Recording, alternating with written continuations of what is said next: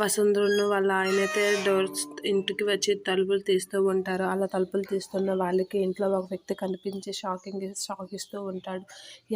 ఎవడ్రా నువ్వు, ఇక్కడేం చేస్తున్నావురా అనేది అడుగుతూ ఉంటాడు. ఆ టైంలో మాలిని అమ్మ అని అయితే పిలుస్తూ ఉంటుంది. మాలిని బాగున్నావా, ఎలా ఉన్నావమ్మా, నిన్ను ఎంతగా వెతుకుతున్నామో తెలుసా అనైతే మాలినికి ముద్దు పెడుతూ అలా మాలిని మాట్లాడుతూ ఉంటుంది. బాగున్నావు కదా, నీకేం అవ్వలేదు కదా, నువ్వు క్షేమంగానే ఉన్నావు కదా అనేది వసుంధర అడుగుతూ ఉంటుంది. ఆ మాటలకి నేను లేకపోతే మీ ఆ కూతురు చనిపోయిండేది, మీ ఆ కూతురికి యాక్సిడెంట్ అయ్యింది, అక్కడి నుంచి తీసుకొచ్చింది నేనే, లారీ గుద్ది పక్కకు పడిపోవడంతో స్పృహ కోల్పోయింది, తను తీసుకొచ్చి ఇప్పుడు మీ ఇంటికి తీసుకొచ్చాను అనేది అంటూ ఉంటుంది. ఆ మాటలకి వసుంధర వాళ్ళైతే ఒకసారిగా షాక్ అయ్యి థ్యాంక్స్ బాబు, మేము నీ రుణం ఎప్పటికీ తీర్చుకోలేము, మా కూతుర్ని కాపాడావు అనేది అంటూ ఉంటాడు.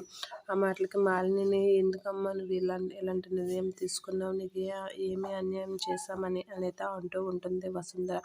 ఆ మాటలకి మాలిని అయితే ఏం మాట్లాడక అలా చూస్తూ ఉంటుంది. మాలినితో అయితే వాళ్ళ నాన్న ఇలాంటి పిచ్చి పనులు ఎప్పుడూ చేయకు మాలిని అనేది అంటూ ఉంటాడు. వసుంధర వీళ్ళందరూ అయితే మాలినితో చాలా దినంగా మాట్లాడుతూ ఉంటారు.